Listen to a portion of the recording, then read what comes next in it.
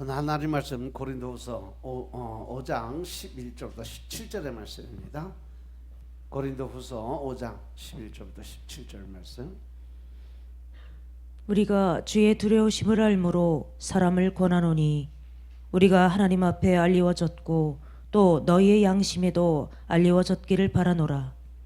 우리가 다시 너희에게 자천하는 것이 아니요 오직 우리를 인하여 자랑할 기회를 너희에게 주어 마음으로 하지 않고 외모로 자랑하는 자들을 대하게 하려 하는 것이라.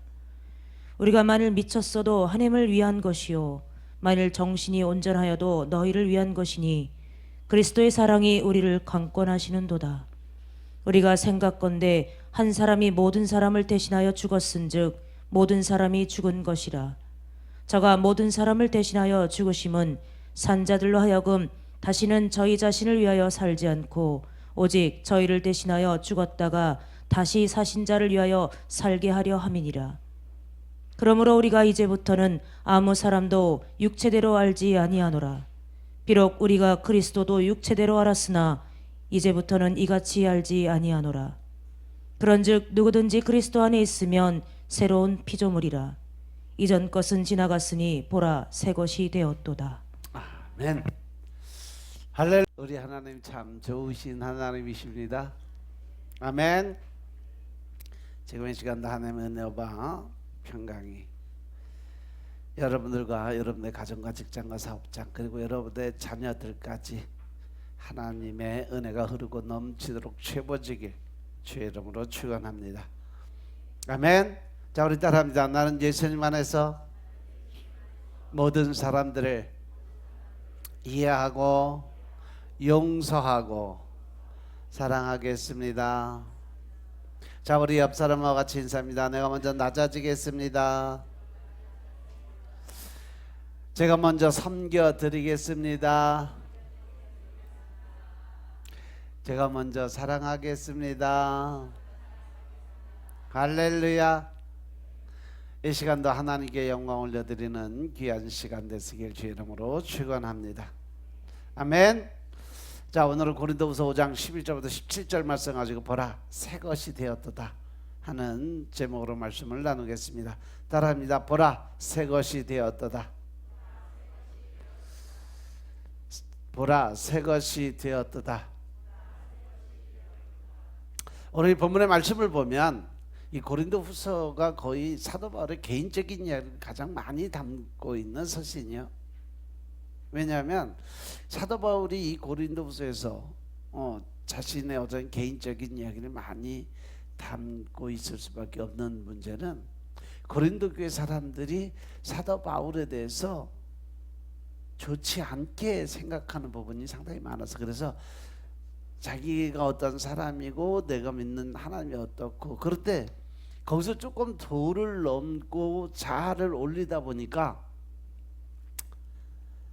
사도 바울도 실수를 해요.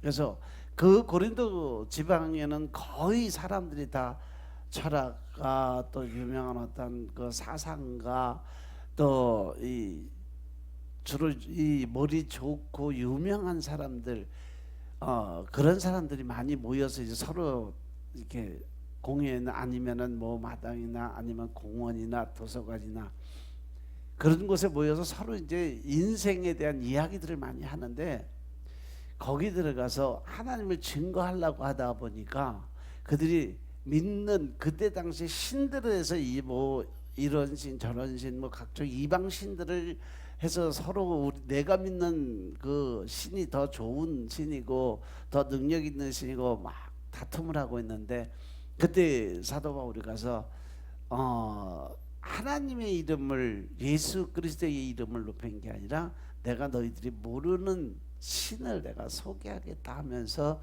그 사람들에게 잠시 혼돈을 주는 그 과정이 들어왔어요. 그래서 그것 때문에 모세가 자기의 어떤 이 분노나 혈기 자체를 잠시 참지 못하고 우리라는 단어 한마디 쓴 걸로 해서 결국은 가나안 땅에 못 들어갔잖아. 사도 바울도 마찬가지. 여기서 그 단어 내가 너희들이 모르는 신이라는 그 단어 한마디 때문에 결국 고린도 지방에 교회를 못 세워요. 사도 바울이 1, 2, 3차 다니면서 각종 여행 가는 곳마다 교회를 다 세웠는데 이 고린도 지방만 교회를 못 세우고 갔어요. 왜냐하면 그 당시 고린도 교회 이단자들이 예루살렘부터 가지고 온 종이로 된 추천장을 다 가지고 있어서 그 추천장을 가지고 서로 대화하면서 난 이런 사람이 하고 나를 내세우는 그 과정들이 있는데 사도 바울은 그런 종이로 만든 추천장이 없었어요. 사실 사도 바울도 종이로 만든 이 추천장을 가져올 수도 있어서 그런데 사도 바울은 고린도후서 3장 1절부터 5절의 말씀을 보면 그런 추천장이 자기에게 필요 없다라고 얘기를 해요. 왜냐하면 사도 바울에게 있어서는 그 추천장 자체가 하나님에서 나오는 것이기 때문에 그래요. 고린도후서 3장 1절부터 5절의 말씀 보겠습니다. 읽어보세요.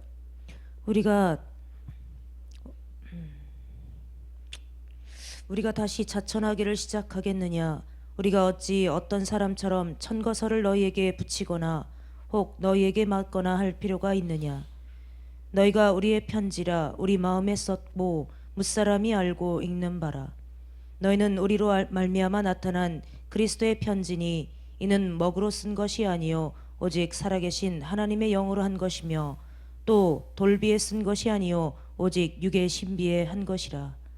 우리가 그리스도로 말미암아 하나님을 향하여 이 같은 확신이 있으니 우리가 무슨 일이든지 우리에게서 난 것 같이 생각하여 스스로 만족할 것이 아니니 우리의 만족은 오직 하나님께로서 났느니라. 여기 보니까 우리가 어떤 사람들처럼 추천서를 너희에게 붙이거나 혹은 너희에게 받거나 할 필요가 있느냐? 그걸로 해서 만족을 얻을 수 있다면 우리는 오직 하나님으로부터 오는 그 만족함을 얻기 위해 노력을 해라 이거죠. 그 당시 고린도 교회 거짓 선생들은 육신적으로 얻은 많은 영광을 받고 있어요. 사람들의 인정받고 높임을 받는 자체를 좋아했어요. 그래서 사도 바울은 그 당시에 거짓 선생들과 달리 그리스도 때문에 많은 고난을 받고 있었어요. 왜? 그들은 아직 예수 그리스도라는 분을 메시아를 인정을 안 하고 모르고 있는 상태이기 때문에 그래서 고린도 교회 사람들은 사도 바울이 참 사도가 아니라고 이야기를 했어요. 이에 대해서 사도 바울은 내가 육신적으로는 고난을 받지만 내 안에 영화로우시고 보배로우신 예수 그리스도가 있다라고 설명을 해줘요. 그래서 즐거울 것 같은 육신의 고난은 자신에게 그렇게 중요하지 않다. 내가 이 땅에서 받는 하나님 때문에 예수님 때문에 받는 이 고난과 고통은 아무것도 아니다라고 설명을 해요. 오히려 사도 바울은 육신적인 고난을 받으면 받을수록 그 안에 계시는 영화로우시고 보배로우신 예수님이 더 잘 나타난다고 설명을 해요. 고린도후서 4장 10절의 말씀을 보면 우리는 언제나 예수의 죽임 당하심을 우리 몸에 짊어지고 다녀요. 그것은 예수의 생명 우리 몸에 나타내게 하려 함이라고 이야기를 해요. 우리는 언제나 예수의 죽임 당하신 그것이 바로 고난을 의미하죠. 예수님이 돌아가신 어떻게 돌아가신 그 고난을 우리 몸에 짊어지고 다닌다는 얘기예요. 그 고난은 예수 그리스도의 생명 우리 몸에 나타나려고 하실 것이라는 거죠. 여기에 향기나는 꽃이 있다고 한번 생각해 보세요. 꽃은 가만히 있어도 향기가 저절로 나와요. 그죠? 이렇게 사도 바울은 향기 나는 예수님을 담고 있는 꽃과 같은 역할을 하겠다는 거죠. 그래서 여러분도 하나님을 믿고 또 예수님 안에 들어왔으면 이제는 여러분들 스스로가 예수 그리스도의 향기를 나타내는 삶을 살아야 된다. 믿으시면 아멘. 그래서 우리가 삶 자체 말 한마디 행동 하나하나가 예수 그리스도를 알기 이전과 예수 그리스도를 알고 난 이후 우리가 예수 믿기 전과 믿고 난 후가 분명하게 뭔가 틀려져야 된다는 얘기예요. 변한 삶을 살아야 된다는 거죠. 근데 과거에 믿기 전이나 믿은 후나 또 예수를 믿으면서 신앙생활 하는 때나 안 하는 때나 똑같이 살아간다면 그 사람은 예수님을 못 만난 사람이에요. 즉 성령님과 교통이 안 되는 사람이에요. 늘 여러분들에게 말씀드리지만 우리가 예수 믿고 하나님 안에 들어서 성령님과 동행하는, 즉 하나님과 동행하는 삶을 살아간다면 제일 먼저 내가 변해야 돼요. 내 안에 있는 자존심이나 내 안에 자아에 어떤 내 지식에 이 모든 것들을 다 버려야 돼요. 그래야 내가 죽어야 내 안에 계신 예수가 살아날 수 있다는 거 명심하시기 바랍니다. 아멘. 그래서 사도 바울은 육신적으로 답답한 일을 당해도 절대 낙심하지 않아요. 왜? 내 생각과 내 뜻대로 내 방법대로 안 되지만 그 뒤에는 반드시 뭐가 있다? 하나님의 계획이 있고 하나님의 뜻이 있고 하나님의 방법이 있다는 것을 사도 바울은 늘 믿었어요. 바로 여러분들이 제일 필요한 게 그거예요. 지금 여러분들이 답답해하고 힘들어하고 어려워하고 이런 상황이 왜 나오느냐? 내 뜻대로 내 방법대로 내 식대로 안 된다니까. 그러니까 그것 때문에 힘들어지는 거예요. 그것 때문에 화가 나는 거예요. 내 방법과 내 뜻, 내 식. 그런데 그 안에는요 상대방에 대한 배려도 있어야 된다는 거죠. 그래서 예수님이 이 땅에 오셔서 딱 두 가지 새로운 강령, 새로운 법을 만들었어요. 그 율법의 구약의 10가지의 그 율법 다 통틀어서 정리하셔서 딱 두 가지로 말씀하셨는데 하나님 사랑과 이웃 사랑이죠. 근데 내 이웃을 어떻게 해라? 내 몸과 같이 사랑하라고 말씀하세요. 나보다는 남을 먼저 생각하고 내 형편과 사정에 의해서 모든 걸 생각하고 판단하는 것이 아니라 상대방의 입장을 먼저 배려하고 그리고 나서 내 생각이 들어가야 된다는 거죠. 근데 우리는 어떻게 해요? 거꾸로 하고 있잖아. 내 생각과 내 뜻대로 내 방법대로 살기 위해 노력하다가 그리고 나서 상대방을 생각하다 보니까 늘 나 때문에 상처받는 사람들이 생기는 거예요.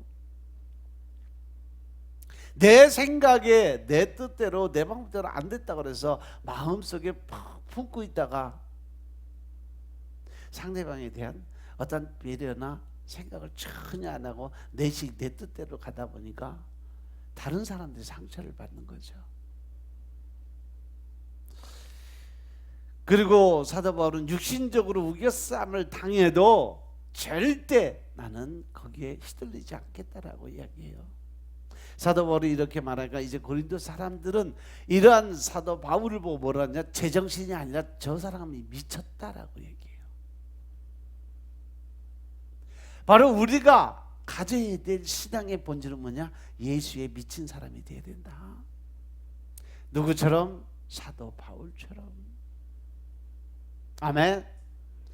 내가 예수 안에 미치지 않으면 나는 하나님과의 관계적 회복이 될 수가 없다라는 거예요. 이렇게 사도 바울에게 미쳤다고 말하는 고린도 교회 사람들에게 사도 바울은 뭐라고 그랬냐면 난 절대 미치지 않았다라고 반론하지 않았어요.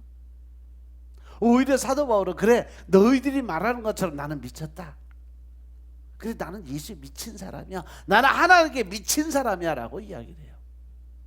그런데 사도 바울은 그가 미친 것은 절대 자신의 욕망과 자기 이기심에서 잘난 척하기 위한 것이 아니라 바로 내가 믿음 안에서 나를 도우시는 진짜 살아계신 하나님을 나타내기 위한 미친 거다라는 거죠. 그래서 오늘 본문 13절에 보면 우리가 만약 미쳤어도 하나님을 위한 것이요 라고 이야기를 해요. 그러니까 네가 말한 것처럼 내가 미쳤어도 그 미친 것은 누구를 위한 거다? 하나님을 위한 그러한 마음이다 이거죠. 요즘 세상 보면 진짜 미친 사람들은 꽉 찼어요. 그죠? 연일 나오는 청소년들의 학폭이죠. 또 묻지마 살인이 나오죠. 뭐 학생들이 이제 선생한테 덤비고 뭐 폭력 쓰는 건 기본으로 돼 있어요. 당연한 것처럼.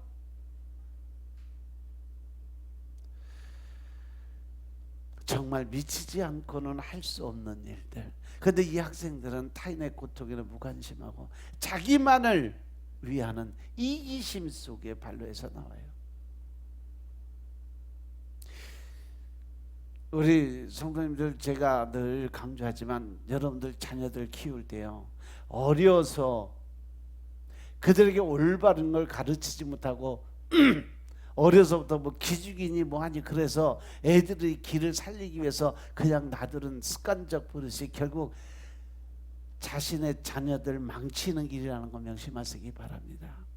옳고 그른 것은 반드시 가르쳐야 되고 안 되고 분명하게 가르쳐야 돼요.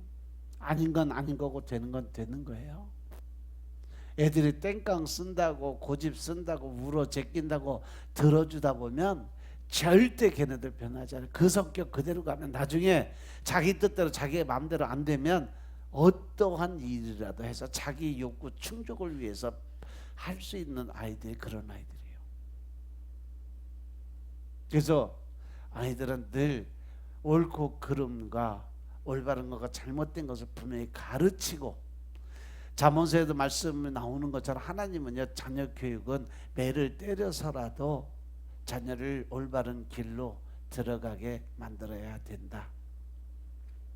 그리고 자녀는 항상 하나님의 말씀 안에서 키워야 된다. 그들이 앉았을 때나 서 있을 때나 누웠을 때나 언제나 하나님의 말씀, 율법을, 하나님의 말씀을 그들에게 강권적으로 설명을 하고 가르치라고 했어요.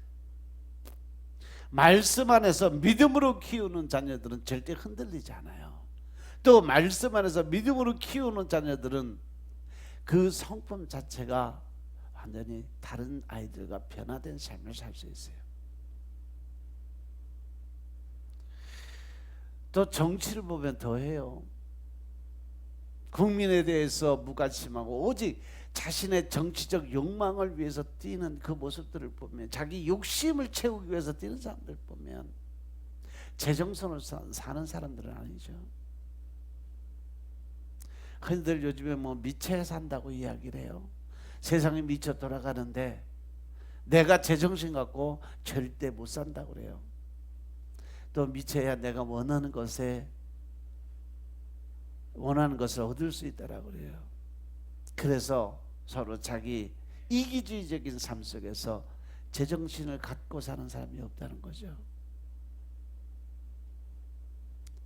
그런데 세상이 이렇게 미쳤을지라도 우리는 누구에게 미쳐야 된다? 예수에게 미쳐야 된다. 사도 바울은 누구에게 미쳤어요? 사도 바울은 하나님께 미쳤어요. 사도 바울은 바로 예수 그리스도에게 미쳤음을 깨달으시기 바랍니다. 이렇게 하나님에게 미치고 예수에게 미치게 되니까 사람들에 대해서는 더 온전한 정신으로 내가 그들을 사랑하게 되었다라고 고백을 해요. 13절의 말씀처럼 우리가 많이 미쳤어도 하나님을 위한 것이요 만일 정신이 온전하여도 너희를 위한 것이다. 그런데 우리 주위를 보면 하나님께 미쳤다고 하는데 사람들 대할 때도 미친 사람처럼 대하는 것을 볼 수 있어요. 이런 사람은 정말 하나님께 미친 사람이 아니요 미치는 척하는 거지. 요즘 흔히들 그러죠. 무늬만 크리스찬, 무늬만 성도, 즉 종교인들에 대해서 하는 얘기예요. 우리가 하나님에게 미쳤다는 말은 하나님에게 미치다, 즉 하나님과 동행한다라는 거예요. 그런데 말로는 하나님께 미쳤다고 하면서 완전히 하나님 안에 들어가지 못하는 사람들이 있어요. 그러한 사람들은 참으로 하나님을 만나지 못한 사람들. 이런 사람들은 정말 사람을 미치게 하는 사람들이요. 혈기나고 짜증나게 만들고 자기 이익을 위해서 남을 더 이렇게 깎아내리는 그런 삶을 사는 사람들. 제가 어저께 옛날에 생각이 나갖고 옛날에 그 김난전 목사님이 쓰신 개념 없음이란 책이 있어요. 그래서 가물가물해서 책을 찾아보니까 없어서 영풍문고 가서 또 책 보고 하자 한 3시간 동안에 그래서 책을 한 권 읽고 왔는데, 오늘날 많은 그리스도인들이 하나님께 미쳐 있다고 말을 하는데 사람들과의 관계는 너무 개념 없이 살아간다는 것이 주제예요. 그래서 오늘날 많은 그리스도인들이 사회에서 비난을 받고 있다고 이야기를 해요. 특히 이 책에는요, 기독교인들이 살아가는데 그 인생을 빛나게 할 10가지 아이템들이 차트가 10가지가 있어요. 그래서 한 가지 한 가지 설명을 쭉 해나가는데, 이 책이 아마 2011년도인가 2010년도인가 나왔는데, 김나진 목사님이 그 성경적 처세술을 제시한 책으로 그리스도인들이 세상에서 좋은 영향을 끼치려면 어떻게 살아야 하는가에 대해서 크리스찬이 세상을 향해 가는 방법에 대해서 설명해 놓은 책이에요. 여러분들 이 책 한번 꼭 사서 봤으면 좋겠어요. 그래서 크리스찬이라면, 그리스도이라면 최소한 이 정도의 마음가짐과 이 정도의 준비된 삶이 꼭 필요하다. 좋은 인간관계를 통해서 매력적이고 사랑받는 그리스도인이 될 때 세상에 예수 그리스도께 긍정적인 관심을 갖게 되는 거다. 그런데 지금 왜 세상 사람들이 기독교인들의 손가락질하며 욕을 해야 될까? 바로 하나님의 제대로 미친 사람이 없기 때문에 그래요. 올바로 하나님을 나타낼 수 있는 예수 그리스도의 향기를 나타내는 사람들이 없기 때문에 그래요. 미쳐도 육적으로, 세상적으로, 자기 이기심주의적으로 미쳐버리니까 사람들이 손가락질 받는 거예요.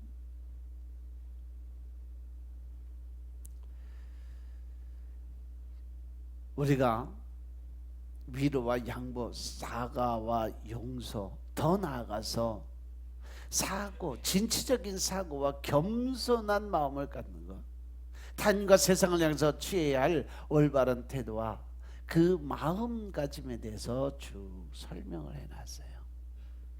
누구나 읽기 쉽고 편안한 문체와 논리. 원래 김난조 목사님이 쓰신 책들 보면 어려운 단어들 거의 안 써요. 쉽게 편안하게 읽기 편안하게, 그리고 좀 흥미롭고 감동적인 예화들을 좀 많이 섞어 놓기 때문에 읽는 사람이 부담스럽지 않아요. 그러니까 한번 여러분들 김남준 목사님의 개념 없음이란 책, 살 사람들이 많으면 교회에서 단체 구매하는 것도 한 12,000원인가 되더라고. 11,700원인가.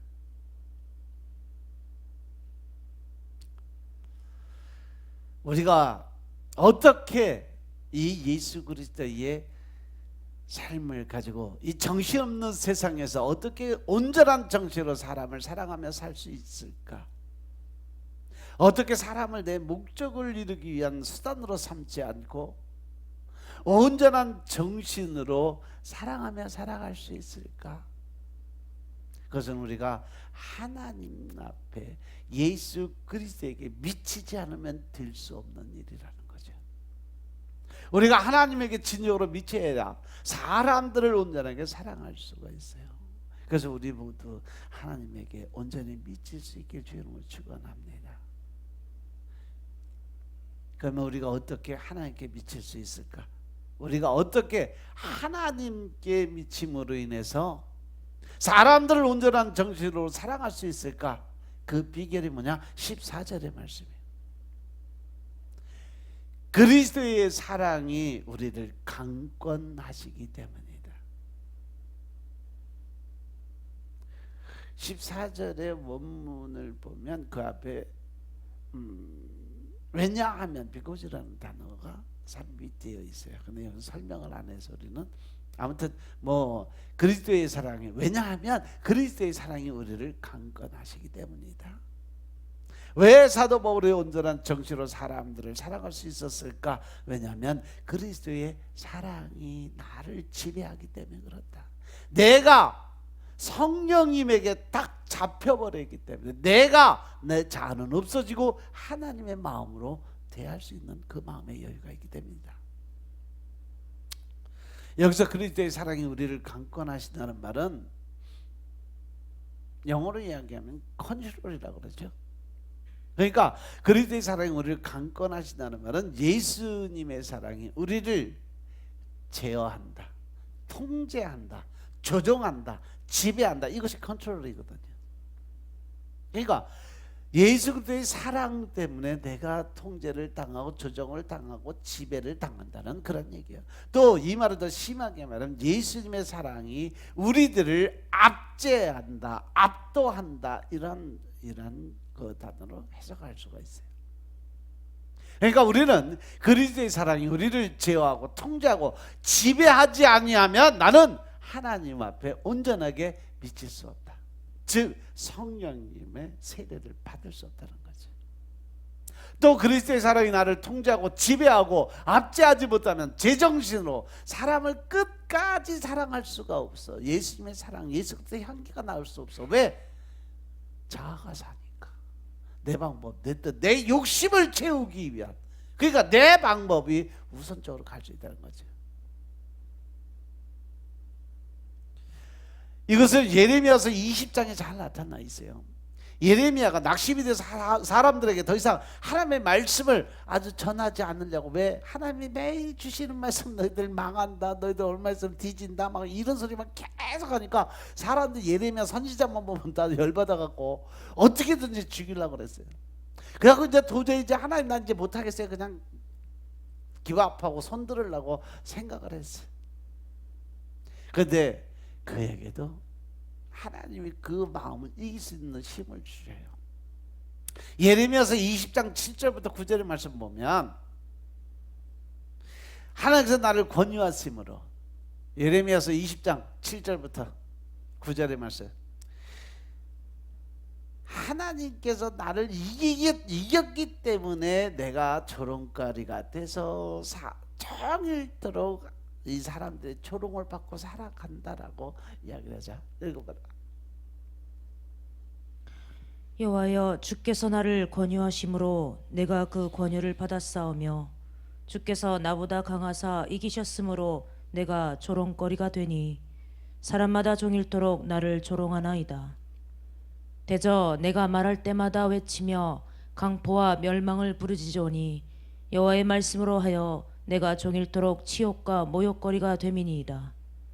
내가 다시는 여호와를 선포하지 아니하며 그 이름으로 말하지 아니하리라 하면 나의 중심이 불붙는 것 같아서 골수에 사무치니 답답하여 견딜 수 없나이다. 아멘. 여호와여, 나를 권유하심으로, 사랑으로 강권하심으로 내가 그 권유 사랑의 강권을 받았다. 그러면서 예레미야서 20장 9절에 보니까 내가 낙심이 돼서 다시는 여호와의 말씀을 선포치 아니하고 그의 이름으로 말하지 아니하리라 하면 나의 마음이 불붙는 것 같아서 골수에 사무치니 답답하여 견딜 수가 없다. 내가 하나님의 복음의 전도자로서 그 입을 다물고 살려니까 속은 답답하고 나가서 전하려니까 사람들이 다 자기를 핍박하고 어떻게 해야 되겠냐. 그래도 하나님의 권세와 능력의 그 힘이 나를 지배하고 하나님이 나보다 강하시니까 내가 하나님의 지배를 받게 되니까 나는 그래도 나간다는 얘기죠. 우리 많은 경우에 단순한 의무감으로 하나님의 일을 하려고 할 때가 많아요. 즉 내 방법, 내 뜻대로 내가 예수 믿으니까 하나님의 말씀 하셨다 그러니까 그냥 따라가는 거. 그런데 의무감은 오래가지 못해요. 책임감도 마찬가지입니다. 아무리 책임이 있어도 나중에 힘이 들면 그냥 포기해버리면 그만이에요. 그래서 여러분들이 무슨 일이든지 너무 잘하려고 하지 마세요. 내가 그 일을 잘해야 되겠다고 생각하는 것 자체가 이미 내 안에 뭐가 들어오는 거예요? 자만과 교만이 들어와 있는 거예요. 남에게 인정받고 싶은 욕심이 들어와 있는 거예요. 그리고 내가 누구에게 뭘 해줬다고 해서 그 대가 바라지 마세요. 왜? 하나님의 사랑은 뭐예요? 거저 나누어 주는 사랑, 베푸는 사랑. 이것이 하나님의 사랑이고 예수 그리스도의 사랑이에요. 여러분들이 그 하나님의 그 사랑 많이 받고 또 하나님 그 주시는 축복 그렇게 받고 그리고 나서 하나님이 우리에게 요구하신 거 있나요? 없죠? 내가 너희에게 거저 줬으니까 너희도 그냥 거저 나누고 베풀고 살아. 그러면 네 거 다 주고 나면 너 거 다 비었잖아. 그러다 그냥 놔두냐? 아니다. 내가 너에게 더 흔들고 넘치도록 다시 채워줄게. 더 많은 걸로. 믿으시면 아멘. 그렇기 때문에 내가 무언가 하나님의 이름으로 아니면 내가 그냥 감동이 와서 어떤 일을 했을 때 그거에 대해서 대가 지불을 원하지 말라는 거죠. 또 내가 의무감이나 책임감 가지고 무엇을 해주려고 하지 마세요. 그거는 분명히 내 마음속에 대가 지불에 그 욕심의 마음이 들어와 있어요. 그래서 만약에 그 사람이 나를 섭섭하게 하면 그것 때문에 혈기, 분노, 짜증이 확, 그러면 내가 나를 컨트롤이 안 돼요. 우리에게 의무감과 책임감이 필요하지만 그것으로 충분하지 않아요. 왜냐하면 그 대가를 바라는 헌신과 봉사는 하나님의 일과 상관이 없기 때문에 그렇습니다. 하나님은 거저 나누어주고 거저 베풀어 주라고 하세요. 왜? 하나님은 거저 주고 거저 그냥 베풀어 주셨으니까. 그냥 나를 강권하시는 하나님의 사랑에 지배를 받으시기 바랍니다. 아멘. 절망하는 것보다 더 강한 하나님의 사랑에 통제를 받으시기 바랍니다. 포기하고 싶은 나를 일으켜 세우는 하나님의 사랑에 모든 것 다 맡기시기 바랍니다. 내 뜻대로 마옵시고 하나님의 원대로 하옵소서. 예수님의 마지막 기도가 여러분들의 기도가 되시기 주님을 축원합니다.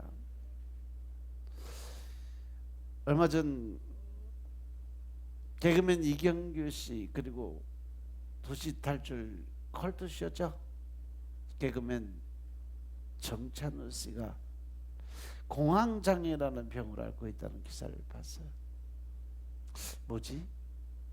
사람들 앞에서 그렇게 행복하고 기쁘고 즐거운 모습, 또 말을 한마디를 해도 긍정적인 마인드 가지고 살았다는데 왜 이 사람들이 공황장애라는 병을 얻었을까? 공황장애라는 것은 뭐냐면 사람들에게 나가는 것이 불안하고 공포스럽게 느껴지는 것, 대인기피증과 거의 같은 그런 증세예요. 사람들에게 웃음을 주고 기쁨을 줬던 그들이 왜 이런 공황장애를 앓게 되었을까?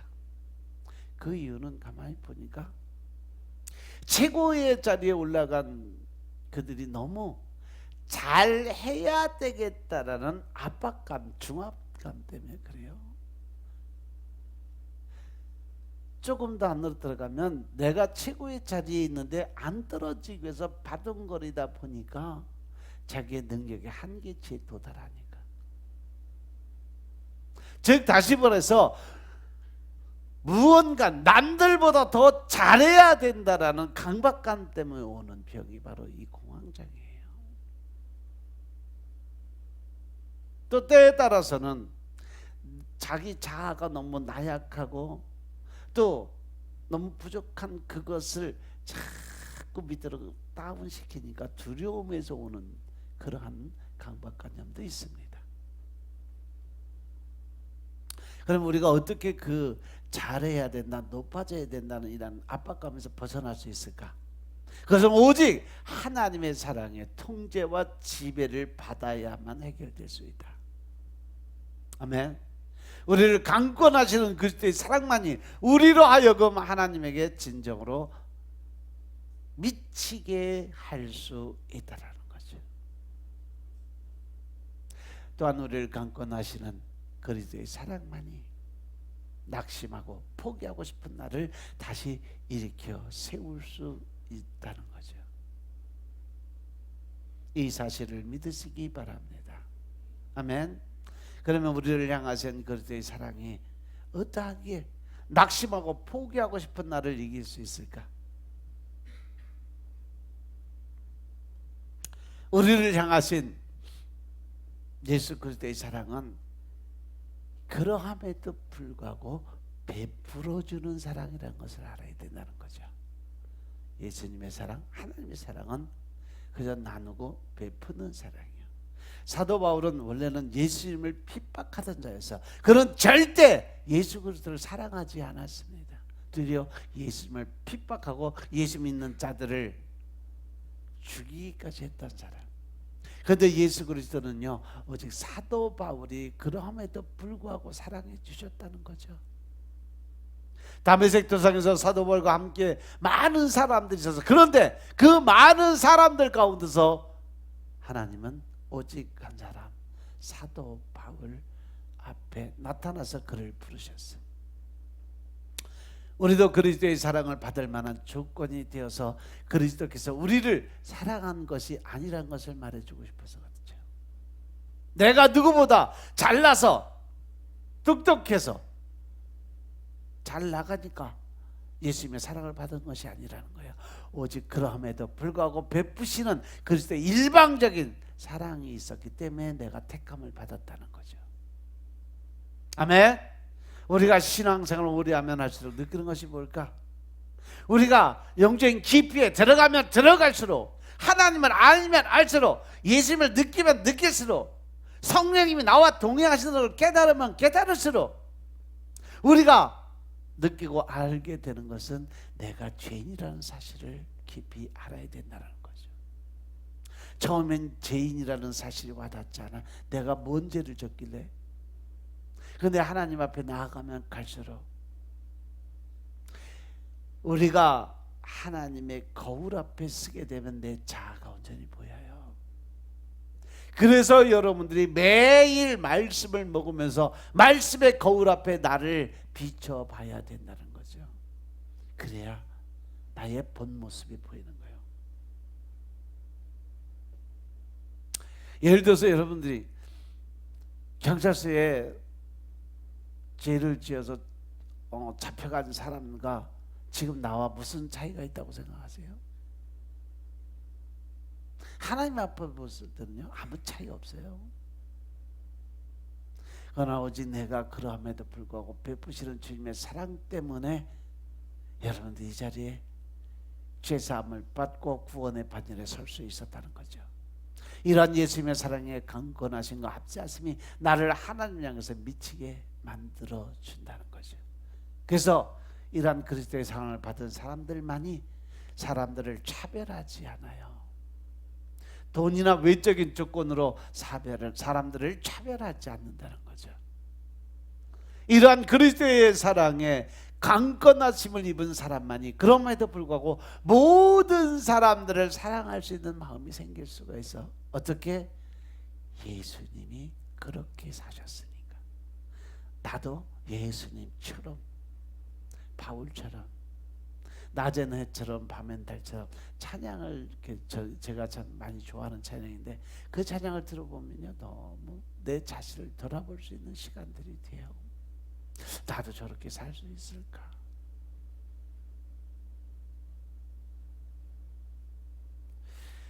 예수님의 사랑에 강건함을 입은 사람, 즉 하나님의 사랑을 느끼고 깨달은 사람만이 그 사랑을 나누고 베풀 수 있는 자리에 설 수 있다는 거 명심하시기 바랍니다. 또 우리를 향하신 그리스도의 사랑은 절대 포기하지 않는 사랑이에요. 아멘. 예수님은 제자를 사랑하실 때 포기하지 끝까지 사랑하셨어요. 포기하지 않는 그리스도의 사랑은 호세아서에 잘 나왔어요. 하나님께서 음란한 여인 고멜이 죄악에 빠졌음에도 불구하고 사랑으로 그를 선지자의 아내가 되게 하셨어요. 그런데 그 여인이 그 선한 호세아 선지자에게 도망을 가요. 그리고 다시 음란한 세계, 음탕한 세계로 들어가요. 그러나 선지자는 포기하지 않고 끝까지 가서 데려오라고 말씀하세요. 근데 데려다가 또 도망을 가. 그래서 이제는 아주 못된 포주를 만납니다. 이때 선지자는 은 15개를 주고 그 여인을 다시 데리고 와요. 과연 여기서 고멜은 누구고 선지자는 누구였을까? 이것이 바로 우리를 향한 예수 그리스도의 사랑을 예표해주고 있음을 깨달으시기 바랍니다. 우리는 끊임없이 하나님의 품을 떠나고 도망가려고 하고 세상을 향해서 음란한 세계를 향해 달려가지만 그래도 주님께서는 우리를 포기하지 않고 끝까지 붙들어서 끝까지 책임져 주시려고 우리를 붙들고 있는 모습이 바로 호세아서의 말씀이에요. 나중에 결국 우리가 사단의 손에 사로잡히게 되죠. 근데 예수님은 예수님의 피값으로 우리를 사단의 손에서 이끌어내어 주시는 모습이죠. 이렇게 예수님의 피값으로 사단의 손에 있는 우리를 구출하신 그 뜻이 무엇일까? 만일 사탄이 우리를 데리고 가려면 다시 예수님의 피값을 지불해야 돼. 근데 사단에게 그 지불할 능력이 없어요. 왜? 워낙 크고 위대하신 분의 그 모습이니까. 예수님께서 우리를 위해서 십자가에서 피 흘리셨다는 것은 우리가 주님을 떠나려고 하지만 주님은 절대 우리를 포기하지 않으시고 끝까지 붙잡으신다는 사실이죠. 또 예수님의 피값으로 산 우리를 주님의 손에서 빼앗을 자가 이 세상에 아무도 없다.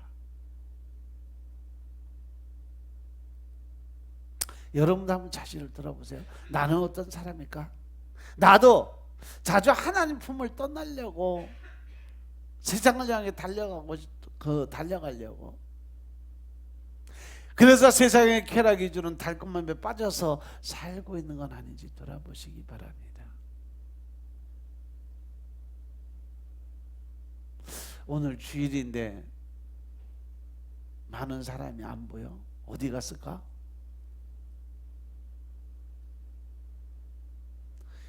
날씨 가을 날씨 좋고 단풍도 들고 경치 좋으니까 세상을 향해서 들로 산으로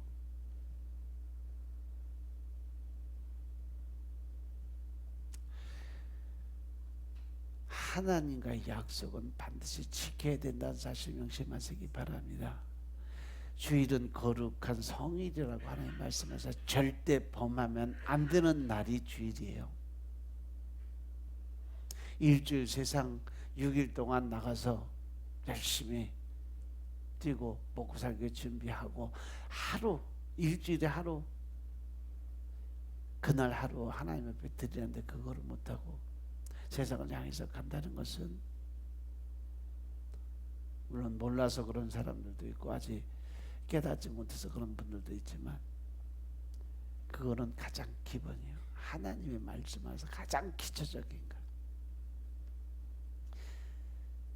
그래도 하나님은 끝까지 우리를 포기하지 않는 분이심을 명심하시기 바랍니다. 끝까지. 여러분들이 아무리 하나님의 사랑의 손에서 벗어나려고 해도 우리들은 하나님의 사랑의 손에서 벗어날 수가 없어. 하나님은 절대로 포기하지 않으시니까 끝까지 찾아다니시니까 마지막에 안 되면 사랑의 채찍을 때려서라도 예수님은 여러분들이 하나님 앞에 돌아오게 만들어 주신다는 사실 명심하시기 바랍니다. 또 주님의 사랑의 손에는 우리를 사단은 절대 빼앗지 못하게 하는 권세와 능력이 있어요. 이 사실을 믿으시기 바랍니다. 우리를 향한 그리스도의 사랑은 우리를 대신해서 죽어주신 사랑입니다. 14절에 보니까 그리스도의 사랑이 우리를 강권하시는다. 우리가 생각하건대 한 사람이 모든 사람을 대신하였은 즉이라고 이야기해요. 로마서 5장에 보면 의인을 위해 죽는 자가 없고 선인을 위해서 용감히 죽는 자가 있을 수 있다라고 얘기해요. 거기서 용감이란 말은 생각 없이 그냥 행하는 그 모습. 예를 들어서 지하철 선로에 어떤 사람이 떨어졌어요. 기차는 달려와 저 사람은 조금 있으면 죽을 것 같아. 그러면 그 사람 어떻게 해요? 살리기 위해서 무조건 생각 없이 뛰어들잖아요. 그리고 그를 구해내잖아. 그것이 용감하다는 거예요. 예수님께서 죄인인 우리를 대신해서 죽으신 것은 생각 없이 행동한 것이 아니라 만세 전부터 창세 전부터 이미 계획된 사랑인 것임을 깨달으시기 바랍니다. 아멘. 그러면 우리가 사도 바울처럼 하나님 앞에 믿을 수 있는 조건은 이미 다 가지고 있어요. 예수님에게 믿을 수 있는 조건은 이미 다 가지고 있습니다. 그래서 오직 믿음 안에서 이루어질 수 있는 사실이에요. 또 우리가 하나님께 미치고 예수님께 미치면 이 정신없는 세상에서 온전한 정신으로 하나님의 사랑, 예수 그리스도의 향기를 나타낼 수 있다는 사실 명심하시고, 이번 한 주간도 여러분들이 하나님의 사랑을 나누고 베풀 수 있는, 그저 나누고 베풀고 퍼주는 그러한 삶을 사시길 주님을 축원드립니다. 이 한 주간은 오직 하나님의 의를 위해서, 하나님의 이름을 높이기 위해서 예수 그리스도의 이름을 세상에 나타내 보이기 위한 더 낮아지고 온유하고 겸손하고 특별히 하나님 앞에 절제의 은사를 구해서 절제하는 한 주간의 삶을 사시길 주의 이름으로 축원드립니다. 아멘. 기도드리겠습니다. 아버지 하나님 감사드립니다. 오늘도 아버지 하나님의 은혜 가운데서 우리가 예수 그리스도의 사랑과 은혜 가운데 들어가게 하시니 감사합니다. 우리 마음속에 더 큰 하나님의 신령과 진정의 마음이 임하게 하옵소서. 오직 성령의 임재를 통해 기쁨으로 감사함으로 나가게 하시고, 이제는 무언가 나누고 베풀 수 있는, 주고 받는 그러한 사랑이 아니라 그저 나누고 베풀 수 있는 사랑으로 살아갈 수 있도록 축복하옵소서. 모든 말씀 우리 주 예수 그리스도 이름으로 감사드리며 기도드려 사옵나이다. 아멘.